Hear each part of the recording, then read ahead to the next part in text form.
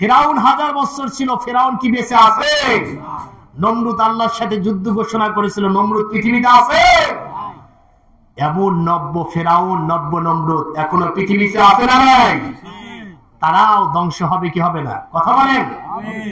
আমাদের বিগত 15 বছর আমাদের দেশে যারা শাসন করেছে তারা তো বেশিরভাগ ইসলাম বিরোধী কাজ করেছে। কি করেছে? এই যে মাহফিল করতে গেলে আমাদের আইডি কার্ড দিতে হয়েছে। তারা সার্চ করে দেখেছে এই হুজুর রাজনীতি কথা বলে কিনা। যদি রাজনীতি কথা বলে থাকে তাহলে তাকে কি করে দাও? দাওয়াত দেওয়া যাবে না। এবং সে যদি রাজনীতির কোনো কথাও বলে থাকে, ওই যে ডকুমেন্ট আছে ধরতে সময় লাগবে না। 144 দ্বারা আপনি বলতেছেন, এটা তো কোরআন নাজিলের প্রথমেও করেছিল কাফেরেরা। কিন্তু যতদিন পৃথিবী থাকবে ততদিন কোরআনের কথা চলবে ইনশাআল্লাহ। কেউ দামাতে পারবে না, কারণ কোরআন নাজিল করেছেন কে? কারণ আল্লাহ বলছেন ইন্না নাহনু নাযালনা যিকরা ওয়া ইন্না লাহু লাহাফিজুন। আল্লাহু আকবার বলেন। আল্লাহ বলছেন নিশ্চয় কোরআন নাজিল করেছি আমি, আর এর হেফাজত করার দায়িত্ব আমি আল্লাহ নিজেই নিয়েছি। সুবহানাল্লাহ পড়ো। অতএব তোমরা যতই চেষ্টা করো, যতই বাহানা করো, যতই ফোন দিয়ে আটো না কেন, আমার কোরআনকে তোমরা স্তব্ধ করে দিতে সক্ষম হবে না।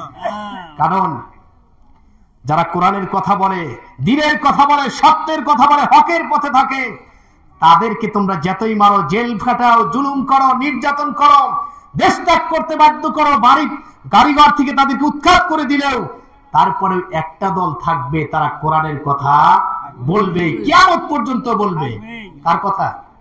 আল্লাহ বলছেন ওয়াল তাকুন মিনকুম উম্মাতান ইয়াদউনা ইলাল খায়র ওয়া ইয়া'মুরুনা বিল মা'রুফ ওয়া ইয়ানহাউনা আনিল মুনকার। আল্লাহু আকবার।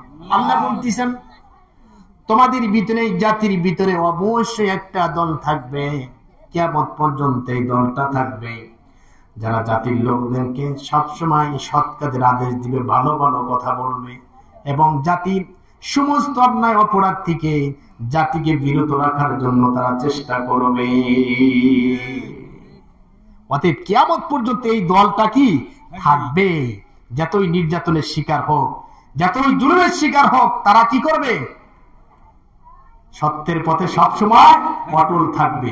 আবার মুসলমান ভাইরা, এই কারণে আল্লাহ তাআলা তাই বলতেছেন মৃত্যু থেকে পালাতে পারবে না। আমার বিরুদ্ধে আচরণ করেছ, আমার হুকুম পালন করো নাই, যেখানেই পলাশ না কে বান্দা, আবার মৃত্যু তোকে ধরবে। আল্লাহ তাআলা বলেন আইনা মা তাকুনু ইদরিকুকুমুল মাউত ওয়ালাউ কুনতুম ফি বুরুজিম মুশাইয়াদা। আল্লাহু আকবার।